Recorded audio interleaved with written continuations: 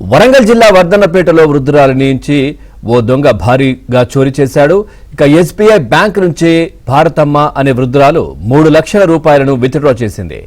ఆమెను గమనించిన దుండగుడు ఇంటి వద్ద దించుతానని నమ్మబలికాడు. బైక్ పై భారతమ్మను తీసుకువెళ్తూ మార్గ మధ్యలో ఆమె దగ్గర ఉన్నటువంటి 3 లక్షల రూపాయలను లాక్కొని పరారయ్యాడు. భారతమ్మ ఫిర్యాదుతో bank CCTV footage, Ambedkar center CC footage ని పోలీసులు పరిశీలించారు. నిందితుడి ఫోటోను విడుదల చేసి పోలీసులు గాలిస్తున్నారు.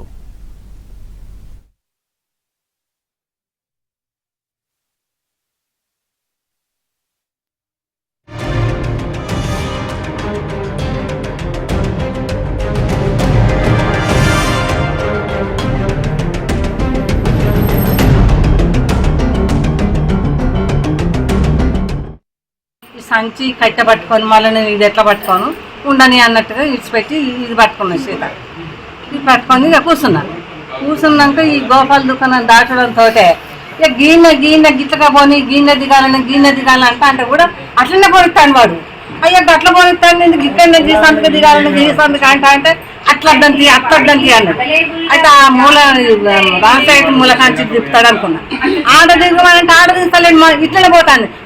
గిక్కడ దిగాలంటే గట్లనే పోతాను అయ్యా గిది దిగిపోవాలి. నేను గక్కడ దిగేదానికి గింత దూరం పోతాను, నా కాళ్ళు లేవంటే బలెటోడు ఉన్నట్టు గడ్డి తీసుకపోతాను అంటే కూడా అదే పోతాను. నేను గిట్లనే దిగాలంటే పోతాను అని ఈ రద్దు సరిసినాక ఇక కొద్దిగా మెల్లగా బోధించుకుంటా. ఇక దిగోనంటే నువ్వు ఆపు అని నేను మళ్ళీ మెల్లగా కట్ట తీసుకొని ఈడ పెట్టుకొని దిగి ఆ సంచి తీసుకోపోతే ఇక పోతానే నేను సంచి ఇంకా నా చేతికి రాకలేదు. అయ్యో పోతాండు